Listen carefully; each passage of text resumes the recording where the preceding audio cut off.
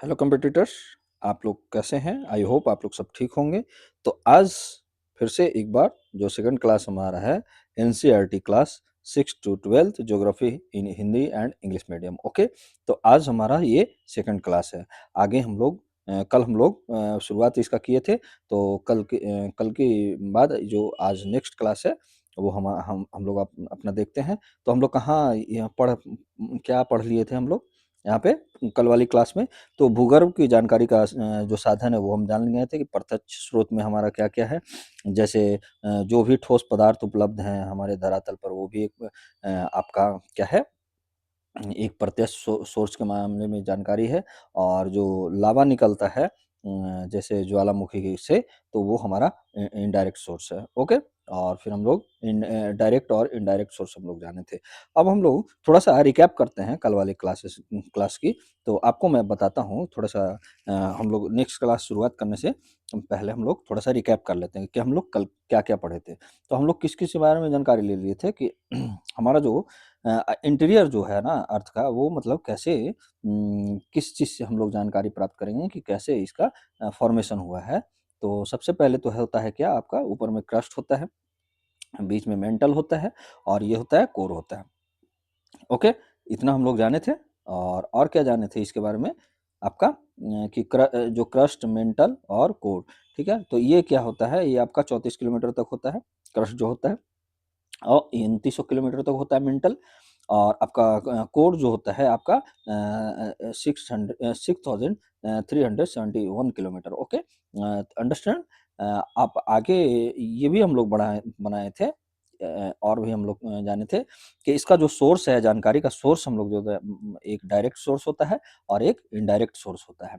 तो indirect source में हम लोग बहुत सारी चीज़ें जाने थे और डायरेक्ट सोर्स में भी हम लोग जाने थे। तो इनडायरेक्ट सोर्स में क्या हमारा था, डायरेक्ट सोर्स में तो लावा हो गया, आपका जो भी जो निकला ज्वालामुखी से, और पठार हो गया, पहाड़ हो गया, जो एक प्रत्यक्ष सोर्स के ये हमारा बताता है कि किस चीज़ से बना हुआ। इनडायरेक्ट जो हमारा सोर्स था, वो इनडायरेक्ट सोर्स में हम लोग क्या क्या जाने थे। तो इनडायरेक्ट सोर्सों में हम लोग पहला जाने थे आप लोग कि जो माइनिंग होता है तो उसके अनुसार से जो तापमान में वृद्धि होता है, दबाव में वृद्धि होता है, वो हमारा इनडायरेक्ट सोर्स में आता है। सेकंड हम लोग क्या मीटियोर्स के बारे में जाने थे, मीटियोर्स भी होता है।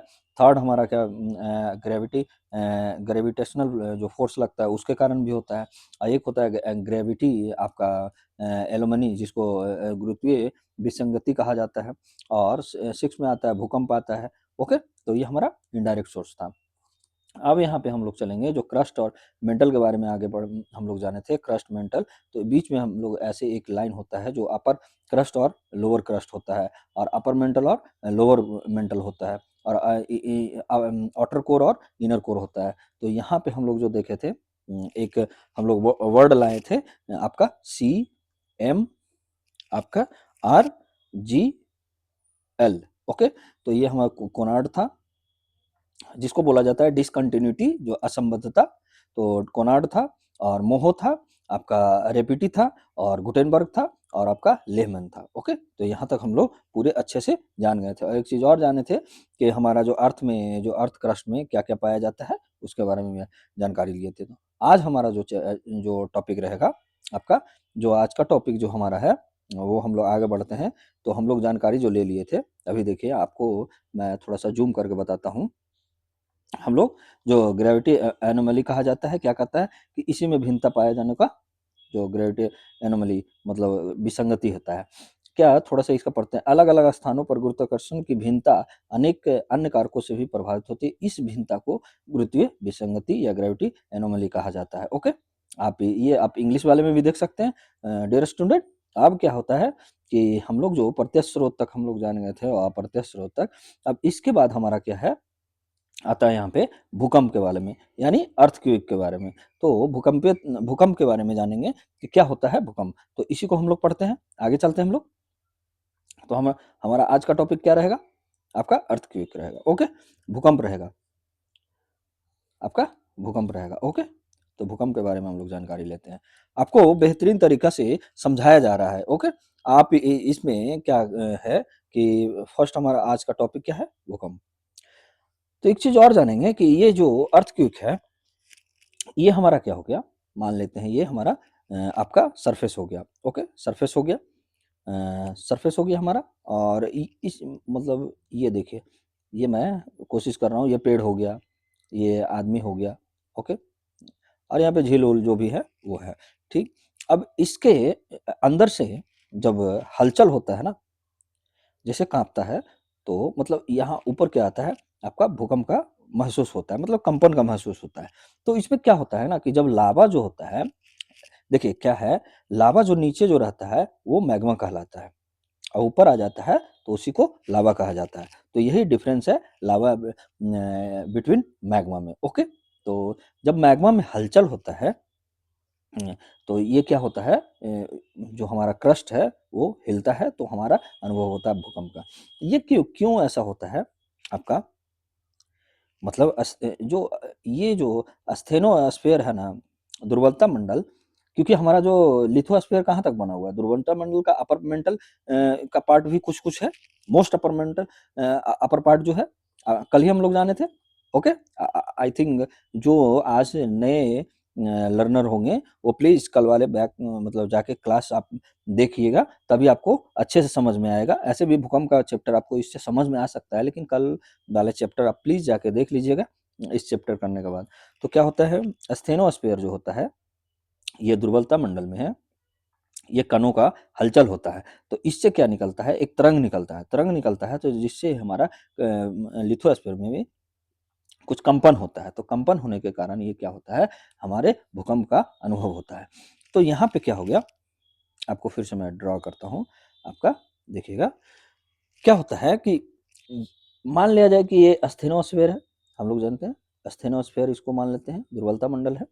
ओके, तो ये हमारा एक सिंगल वर्ड में लिखते हैं, क्योंकि हमारे पास अभी साधनों का कमी है, संसाधनों का अभी कमी है हमारे पास, अब संरचना उतना इंफ्रास्ट्रक्चर मेरे पास नहीं है, लेकिन तब भी मैं आपको बेहतरीन तरीके से समझाऊंगा। यहाँ से मान लिया जाए कि लावा यहाँ पे हलचल हुआ। ओके, तो ये क्या गया, ऐसे निकला, ठीक है, ऐसे निकलते निकलते आपका क्या हुआ, ये जो है आपका यहाँ पे महसूस हुआ। ओके, ये आपका क्या हुआ, महसूस हुआ यहाँ पे। तो ये क्या कहला जाता है, हमारा फोकस कहला जाता है। ओके, ये फोकस हो गया, और ये हो गया आपका एपिसेंटर। एपिसेंटर मतलब फोकस और एपिसेंटर में जो है आपका डिफरेंस जो कहलाता है, वो मैं आपको बताने जा रहा हूं। ओके, अब क्या हुआ कि जैसे यहां से स्टार्ट जब होता है, तो इसको हम लोग फोकस मान लेते हैं, केंद्र मान लेते हैं। ओके, तो फोकस और ये सीधे ऊपर जो 90 डिग्री पर आता है, उसे क्या कहा जाता है, इपिक सेंटर कहा जाता है, जिसको अधिकेंद्र बोला जाता है। तो फोकस को ही हाइपोसेंटर बोला जाता है। क्या बोला जाता है, फोकस को ही हाइपोसेंटर बोला जाता है। तो इसको फोकस और हाइपोसेंटर क्या, भाई इसका कुछ परिभाषा तो होगा ना फोकस या हाइपोसेंटर का, तो आप लोग लिखिएगा, लिखते चलिएगा इसमें, फोकस और हाइपोसेंटर में, कि जो जहां से ऊर्जा उत्पन्न होता है, जहां से ऊर्जा उत्पन्न, जिससे क्या हुआ, कंपन की शुरुआत हुई, कंपन की शुरुआत हुई, कंपन की शुरुआत होती है, शुरू होती है, कंपन शुरू होती है, उसे ही क्या कहा जाता है, उसे ही फोकस या हाइपोसेंटर कहा जाता है, हाइपोसेंटर कहा जाता है, सेंटर कहा गया, ठीक है, हाइपोसेंटर कहा जाता है। और ये कहाँ होता है, और ये चीज होता है, ये लिथोस्फीयर में ही होगा, ये लिथोस्फीयर में ही होगा, लिथोस्फीयर में होता है। ओके, मतलब आप समझे कि जैसे मैं आपको उस समय बता रहा था कि ये तो क्रस्ट हो गया, तो क्रस्ट अपर मोस्ट जो अस्थेनोस्फीयर का जो पार्ट है, अपर मेंटल जो है अपर मोस्ट, उसका पार्ट में से ही ये क्या बनाता है, तो ये पूरा जो मिला के होता है ना 100 किलोमीटर तक जो होता है, जैसे क्रस्ट प्लस, आपको कल ही समझाया गया था कि अपर मोस्ट में जो मेंटल है ना, अपर मोस्ट मेंटल, उसको मिला के ही बनाया जाता है, क्या, लिथोस्फीयर बनाया जाता है। तो आखिर आप समझ रहे होंगे। ओके, तो ये हमारा हो गया, फोकस कहाँ होगा, तो लिथोस्फीयर में ही होता है, और जो फोकस बनाएगा।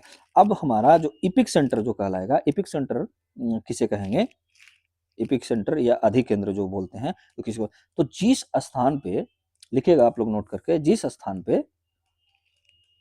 जिस स्थान पर भूकंप की ऊर्जा सबसे पहले पहुंचती है, सबसे पहले पहुंचती है, पहुंचती है, उसे इपिक सेंटर कहते हैं, इपिक सेंटर कहते हैं। ओके,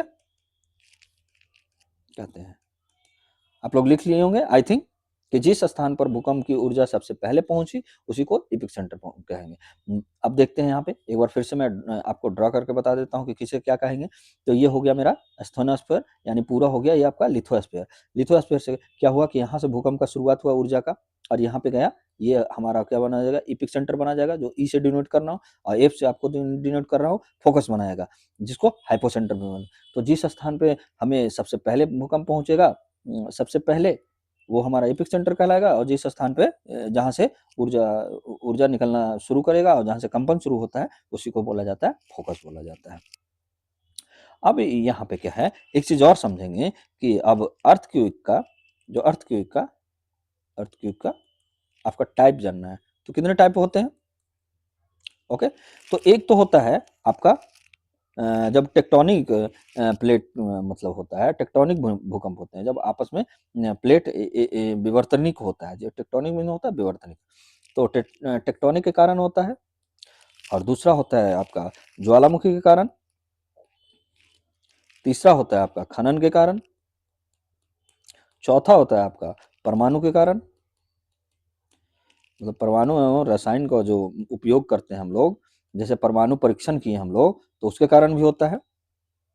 और ये पांचवा जो होता है, बड़े बड़े जो हम लोग बांध जो बना बांध जो वाले क्षेत्र में जो बांध जनित भूकंप आते हैं, उसको बड़े बड़े क्षेत्र में जैसे हम लोग बांध बना दें तो उससे भी क्या होता है, भूकंप आता है।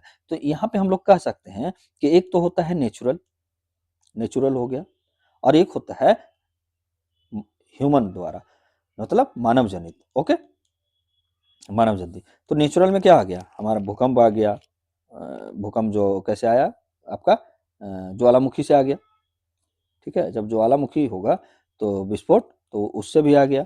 आपका टेक्टोनिक जब ये होगा, टेक्टोनिक जब क्रिया होगा, प्रोसेस होगा, तो उससे भी होगा, मतलब प्लेट जब टकराए आपस में मतलब कंपन करेगा। तो अब मानव जनित जो होता है कि जैसे खनन कर दिया, आपका परमाणु परीक्षण कर दिया, रसायन से विस्फोट से भी होता है आपका, फिर बड़े बड़े बांध बनाए जिससे बांध जनित भूकंप भी आते हैं। ओके, तो ये हमारा दो प्रकार का होता है, एक नेचुरल प्रोसेस से होता है और एक मानव द्वारा होता है। अब यहाँ पे आप देखिएगा जाके कि थोड़ा आपको मैं इसके बारे में बुक में भी पढ़ा देता हूँ। बुक में क्या कह रहा है कि भूकंपीय तरंगों का जो अध्ययन है पृथ्वी का आंतरिक परतों का संपूर्ण चित्र प्रस्तुत करती है। साधारण भाषा में भूकंप का अर्थ होता है पृथ्वी का कंपन। यह एक प्राकृतिक घटना है, ऊर्जा के निकलने के कारण तरंगों का उत्पन्न, जो सभी दिशाओं में फैलकर भूकंप लाती है। ओके, मैंने भी आपको यही समझाया। आगे चलते हैं, आगे ये क्या कहा जाता है कि पृथ्वी में कंपन क्यों होता है। पृथ्वी में कंपन तो प्राय क्या है, भ्रंश के किनारे किनारे ही ऊर्जा निकलती है, मतलब जहाँ पे फॉल्ट रहता है ना वहां से मतलब ये निकलता है। ओके, तो भूप्रॉपर्टी की शैली में गहन दरारें ही भ्रंश होती है। भ्रंश किसको बोले हैं, जो दरारें हुआ उसको भ्रंश बोला जाता है, फॉल्ट। भ्रंश के दोनों तरफ शैलें विपरीत दिशा में गति करती है, जहां ऊपर के सेल खंड दबाव डालते हैं, ऊपर का क्या है, दबाव डालते हैं, उनके आसपास आपस का घर्षण उन्हें परस्पर बांधे रहते हैं, फिर भी अलग होने का मतलब क्या है, अलग होने का आपका आगे वाले चैप्टर में क्या आता है, अलग होने की प्रवृत्ति के कारण एक समय पर घर्षण का प्रभाव कम हो जाता है, जिसके फलस्वरूप शैलखंड विकृत हो जाते हैं और अचानक एक दूसरे के विपरीत दिशा में सरक जाते हैं। ये मैं बताया था आपको कि प्लेट टेक्टोनिक जो होता है, जो टेक्टोनिक के कारण इसी कारण होता है। अब यहाँ पे देखिएगा आपको कह रहा है वह स्थान जहाँ से ऊर्जा निकलती है भूकंप का उद्गम केंद्र कहलाता है। मैंने आपको लिखा है उधर। आपका हाइपो सेंटर भी उसी को कहा जाता है, अब केंद्र जिसको बोलते हैं।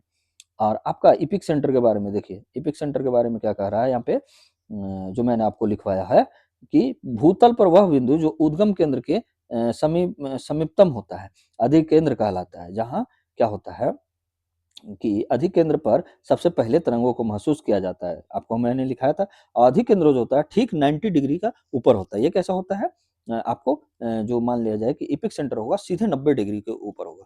मतलब यहाँ पर अगर फोकस होगा तो इसका यहाँ पे आपका सीधे 90 डिग्री जाएगा। वो कौन? Epic centre. ओके। और यही चीज आपका इंग्लिश में भी दिया गया है, आपको मैं बता देता हूँ। इंग्लिश का चैप्टर में लगवाया हूँ यहाँ पे। एक मिनट आपका, एक मिनट यहाँ पे है। देखिए क्या बोल रहा है, क्या बोल रहा है?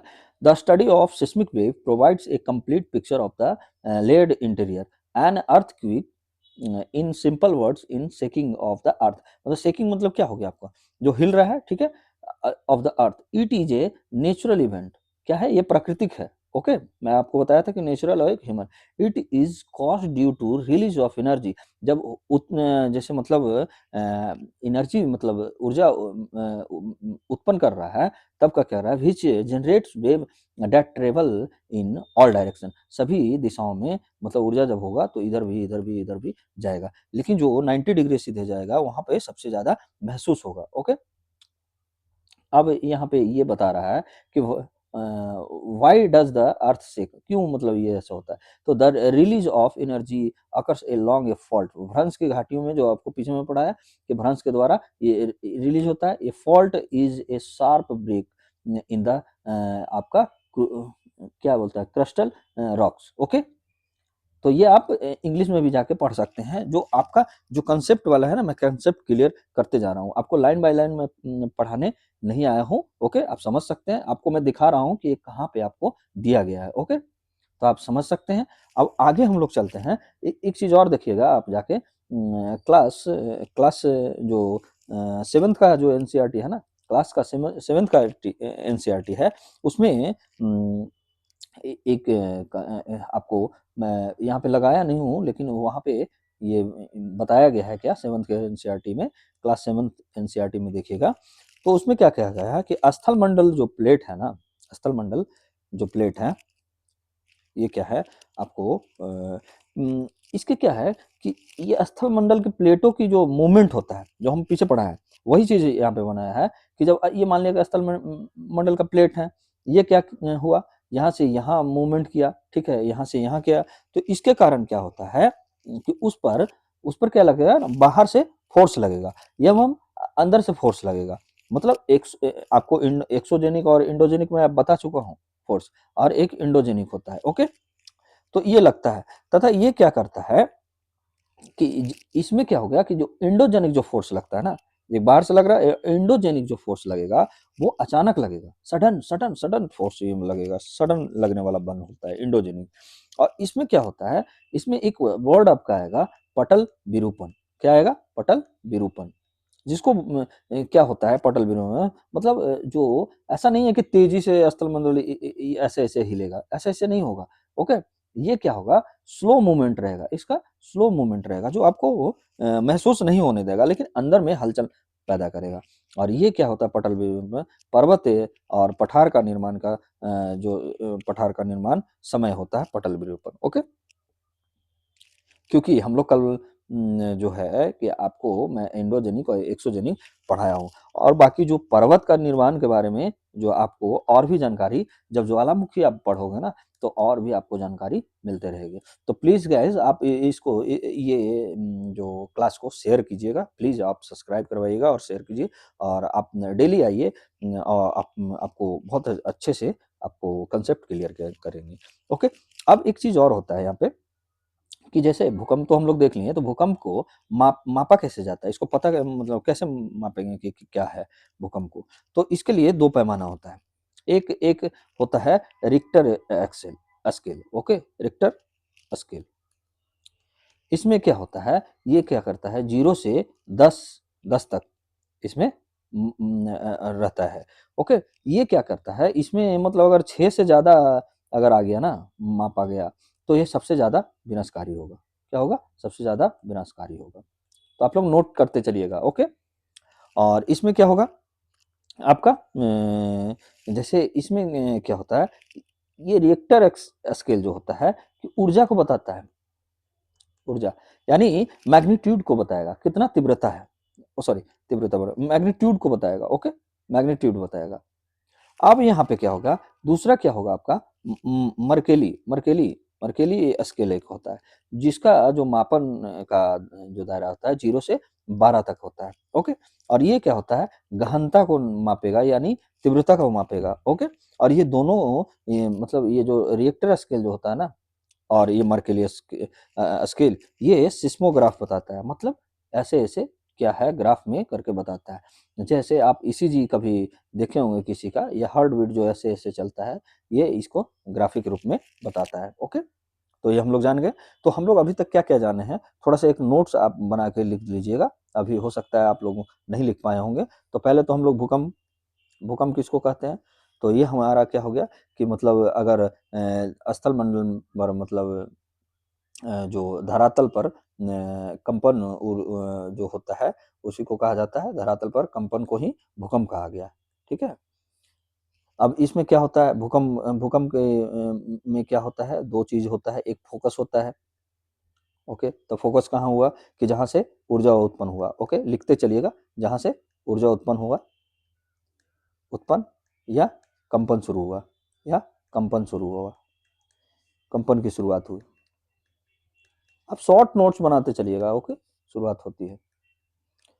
सेकंड क्या हुआ आपका, आपका एपिसेंटर, एपिसेंटर, एपिसेंटर, एपिसेंटर या इसे अधिकेंद्र कहते हैं, अधिकेंद्र। अब फोकस को हाइपोसेंटर कहते हैं, याद रखिएगा, हाइपोसेंटर। ओके, तो अधिकेंद्र में क्या हुआ, जिस स्थान पर, जिस स्थान पर आपको क्या हुआ,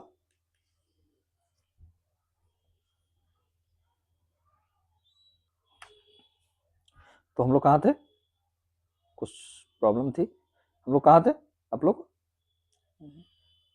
हाँ, तो ये क्या है हमारा आपका कि जिस स्थान पर आपको सबसे पहले महसूस हो, सबसे पहले महसूस हो मतलब सबसे पहले जहाँ पे पहुँचता है, जिस स्थान पर सबसे पहले पर आपको मतलब पहुँचता है, पहुँचा, उसी को कहा जाता है एपिक सेंटर। ओके, अब आगे चलते हैं, आगे फिर आप लिख लीजिएगा कि आपका प्रकार किसे कहते हैं, कितने प्रकार के होते हैं। तो ये होता है एक नेचुरल, नेचुरल, और एक होता है आपका ह्यूमन,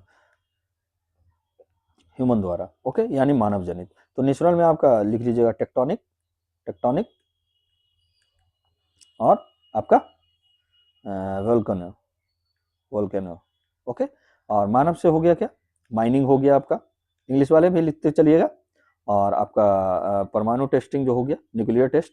ओके, और आपका तीसरा हो गया आपका क्या, सॉरी थर्ड आपका क्या हो जाएगा, आपका जो डैम बनाया जाता है, डैम द्वारा।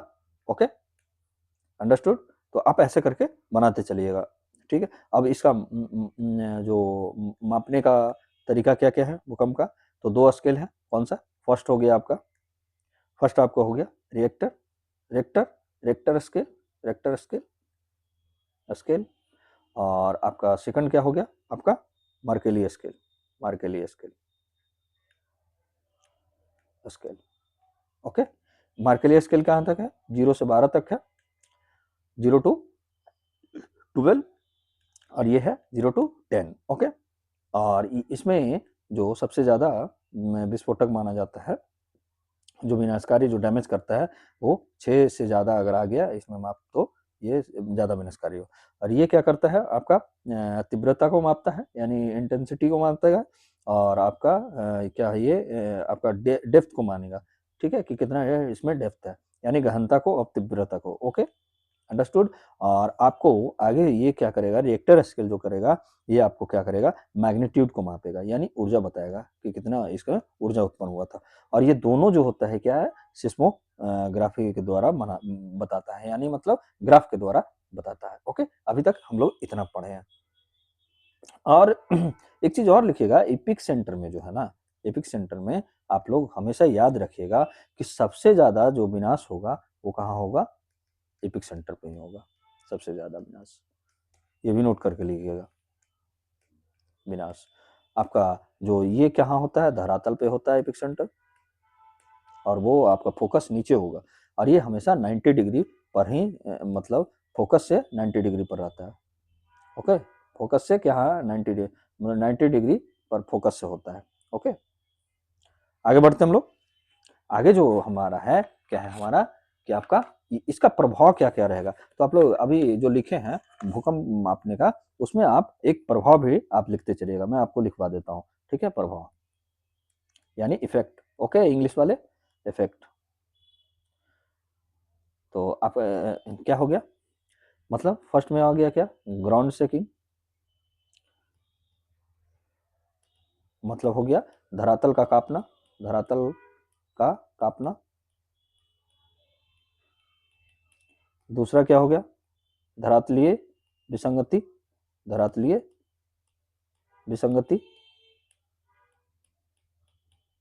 यानी हो गया क्या, सरफेस एनोमली, एनोमली।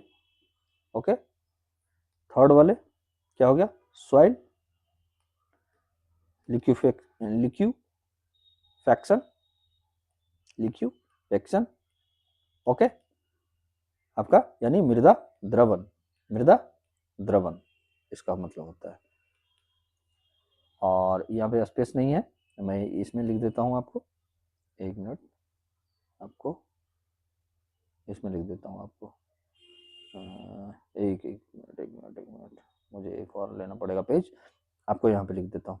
अच्छा, ये सब पे दिखाएगा तो ठीक है। आपको तो फोर्थ में देख, आप तो लिख लिए होंगे, फोर्थ में देखें लैंड ऑन मड, मतलब भूस्खलन करेगा, भूस्खलन।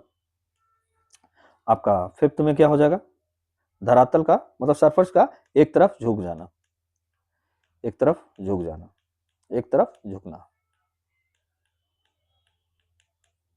ओके, और जो आपका सिक्स होगा हिमस्खलन होगा, ग्लेशियर का पिघलना। ओके, तो आगे बढ़ते हैं हम लोग, इतना आप लोग नोट कर लिए होंगे। अब आगे हम लोग बढ़ते हैं कि जैसे हम लोग भूकंप तो देखें, भूकंप का माप भी देख लिए, अब हमारे पर जो बार बार जो तरंग तरंग जो मतलब वेव के द्वारा ऊर्जा निकल रहा है वो क्या है, भूकंपीय तरंग किसको बोलते हैं। तो भूकंपीय तरंग किसको बोलते हैं, तरंगे, ये क्या है, जो मतलब फोकस से निकलने वाली ऊर्जा को, मतलब निकलने वाली ऊर्जा वेव की तरह होती है। कैसे, क्या होती है, निकलने वाली ऊर्जा वेव की तरह होती है, तरंग की तरह होती है, उसे क्या कहा जाता है, भूकंपीय तरंग कहा जाता है। तो ये भूकंपीय तरंग जो होता है, जो आपका अर्थ की जो वेव होता है वो कितने प्रकार के होते हैं, तो दो तरह के होते हैं। ये हमारा दो तरह का, पहला पहला हो गया बॉडी मास, बॉडी मास जिसको क्या बोल रहे हैं, भू गार्विक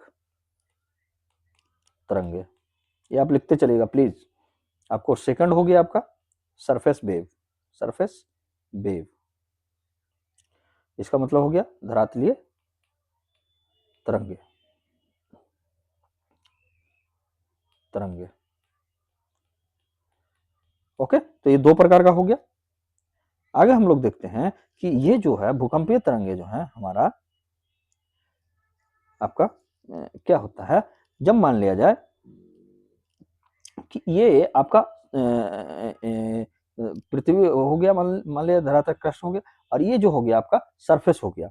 तो सरफेस जो होगा ना, मान लिया जाए कि हाँ ये बीच में है, जो हमारा कोर हो गया, कोर एरिया हो गया। ओके, और ये सरफेस हो गया, यहाँ पे मान लिया जाए कि हमारा सरफेस पे आपका एपिक सेंटर बना है। ओके, अब क्या होता है, यहाँ पे मानते हैं कि ये जो होता है सरफेस पे, या मेरा पेड़ बन गया, ये पौधा बन गया, और ये हमारा आपका नीचे का एरिया हो गया। तो जो सरफेस, इसको मान लेंगे, ये यहाँ पे महसूस होगा क्या, सरफेस पे महसूस होगा, और ये हो गया क्या, बॉडी पे महसूस होगा। ओके, भूगर्भ, मतलब धरातल पर जो मिल रहा है उसे क्या बोलेंगे, आपका सरफेस बोलेंगे। तो यानी धरातलीय भूकंप किसको बोलेंगे, मतलब सरफेस वेव किसको बोलेंगे, तो जो हमें सरफेस पे मतलब धरातल पे महसूस हो रहा है। ओके, धरातल तक पहुंच रहा है उसे धरातलीय वेव। और बॉडी वेव किसको बोलेंगे, जो भूगर्भिक जो अंदर रहेगा, ठीक है, उसे क्या बोलेंगे, आपका बॉडी वेव बोलेंगे। अब इसमें भी क्या होता है आपको, जैसे ये क्या हो गया, हमारा पृथ्वी पृथ्वी जो धरातल का अंदर हो गया। ओके, ये कोर हो गया, मान लिया कोर एरिया हो गया आपका, ये हो गया आपका जो आपका सरफेस हो गया, तो सरफेस पे हमारा क्या प्राप्त होगा, ये ए मतलब हो गया आपका सरफेस वेव, यहाँ पे सरफेस वेव रहेगा, बी मतलब यहाँ पे होगा बॉडी वेव। ओके, तो यही समझ लीजिएगा, चित्र से आप समझ सकते हैं। तो अपना आप शॉर्ट नोट्स भी लिख सकते हैं कि बॉडी वेव किसे कहा जाता है, तो बॉडी वेव जो इंटीरियर में रहेगा, और जो सरफेस वेव जो आपका ऊपर रहेगा, सरफेस के ऊपर रहेगा। और जो सरफेस वेव में एक चीज और डाल लीजिएगा कि जो सरफेस वेव होता है आपका, वो सबसे ज्यादा विनाशकारी होता है, ये हमेशा विनाशकारी ही होगा। ओके, विनाशकारी होगा, ये आप नोट कर लीजिएगा। ओके, और यहाँ पे थोड़ा सा हम लोग और जान लेते हैं कि बॉडी वेव जो होता है ना, बॉडी वेव जो होता है, बॉडी वेव, ये भी नोट करते चलिएगा आप, दो प्रकार का होता है। कितने प्रकार का, दो प्रकार का। जो क्या होता है, बॉडी वेव हमें कहाँ कहाँ से निकलता है, बॉडी वेव फोकस से निकलेगा, क्योंकि ये कोर में रहता है, याद रखिएगा, फोकस से निकलेगा। अब इसमें भी दो प्रकार के होता होगा, जो आप लोग जानते ही होंगे, एक को कहलाता है पी वेव, जिसको प्राइमरी वेव कहते हैं, प्राइमरी, और एक होता है एस वेव, ओके, जिसको बोलते हैं सेकेंडरी वेव। ओके, अब इसके बारे में थोड़ा सा मेरे पास स्पेस कम है, तो मैं लिख लेता हूं पी वेव में। पी वेव में आप नोट करते चलिएगा कि ये फोकस से निकलेगी, कहां से निकलेगी, फोकस से निकलेगी, नोट करते चलिएगा। और सबसे पहले कहा, ये एपिक सेंटर पे, फोकस से कहां जाएगी, एपिक सेंटर पर सबसे पहले, ओके, पहुंचती है। और क्या होता है, ये जो वेव होता है ना, प्राइमरी वेव, ये ऐसे चलती है, मतलब समानांतर चलेगी, पैरेलल, वेव की दिशा की तरफ, वेव की दिशा में। ओके, वेव की दिशा में चलेगी, समानांतर होती है। और इसमें क्या होता है, साउंड, ये कैसा होता है, साउंड एवं प्रेशर वेव की तरह होता है, ध्वनि एवं प्रेशर वेव की तरह होता है। मतलब क्या हुआ कि जो ध्वनि और जो कैसे चलता है, तो अनुदैर्ध्य तरंग, ठीक है, अनुदैर्ध्य तरंग की तरह होता है। ओके, और ये क्या होता है, मतलब ये जो आप समानांतर कैसे चला, जो वेव की दिशा में ही क्या होता है, जो इसका कण होता है नीचे का ना, जो हिलता है, वो क्या है, वेव के दिशा में ही, मतलब ये कण का जो गति होता है। ओके, इसीलिए ये पैरेलल चलता है। और इसमें क्या होता है, ये चलता है कैसे है, संकुचन प्लस फैलाव, ऐसा नहीं है, मतलब ऐसे ऐसे करके चलेगा, ऐसे ऐसे, जैसे रुक गया, ठीक है, फिर चला, फिर चला, फिर चला, तो ये संकुचित भी हो रहा है और फिर फैल भी रहा है, संकुचित भी हो रहा है, फैल रहा है। ओके, इस तरीके से चलेगा। अब इसमें क्या होता है, इसमें क्या होगा, सॉलिड, ये क्या होता है, पी वेव जो होता है, सॉलिड और सॉलिड, लिक्विड और गैस तीनों में, मतलब ये क्या कर सकता है, ड्राइव कर सकता है, मतलब चल सकता है। ओके, तो हम लोग पी वेव के बारे में जान गए। अब एस वेव जो होता है हमारा, जो सेकेंडरी वेव कहलाता है, उसमें क्या लगता है, ये कैसा चलेगा, लंबवत चलेगा, इसकी जो कणों का दिशा रहेगा लंबवत चलेगा। ओके, ऊपर नीचे करके चलेगा, जैसे आपका जो ग्राफ जो चलता है ऐसे ऐसे करके, ये ऐसे ऐसे चलाएगा। ओके, तो ये लंबवत चलता है। सेकंड पॉइंट इसमें लिखिएगा कि इसमें क्या होता है, जैसे उसमें, जैसे ये चलने वाला, संकुचन में चलने वाला ये, तो उसमें जो समय जो लगता है, समय ज्यादा लगता है, लेकिन इसमें समय कम लगता है। और इसको क्या, ये कैसे चलता है, मान लिया जाए, इसको बोलेंगे लाइट वेव की तरह दिखती है। कैसा, लाइट वेव की तरह, मतलब प्रकाश तरंग की तरह दिखती है। और इसको वो तो लॉन्गिट्यूडिनल वेव दिखाया, अनुदैर्ध्य तरंग, और ये होता है ट्रांसफर जो है, ट्रांसवर्स वेव की तरह होता है, यानी अनुप्रस्थ तरंग की तरह होता है। कैसा, अनुप्रस्थ तरंग की तरह। और ये सिर्फ जो गुजरेगी ना, हमेशा सॉलिड से ही गुजरेगा, सॉलिड से ही गुजरेगा। ओके, तो आज हम लोग आज तक यही रखते हैं। और एक चीज और है, थोड़ा सा, एक लव वेव जो होता है, लव वेव कहलाता है, LOV, लव वेव, ये सरफेस वेव को ही लव वेव कहा जाता है, इसीलिए ये सबसे विनाशकारी माना जाता है। ओके, तो इसमें कुछ रहता नहीं है। ये क्या करेगा, मतलब ऐसे से जाके, ये जो मान लीजिए कि यहाँ हिट करना, ये सॉलिड पार्ट है, तो ये जाके यहाँ पे हिट करेगा, डायरेक्ट हिट करेगा ये। ओके, तो इसलिए इसको सबसे ज्यादा विनाशकारी मानते हैं। तो हम लोग भूकंप के बारे में जानेंगे। ओके, तो भूकंप कितने प्रकार के होते हैं ये जाने हम लोग। और भूकंप का जो कितने मतलब आपका भूकंपीय तरंगों के बारे में जाने हम लोग, भूकंप का प्रभाव जाने आप लोग। ओके, और भूकंप का मापन जाने। तो आज के लिए बस इतना ही।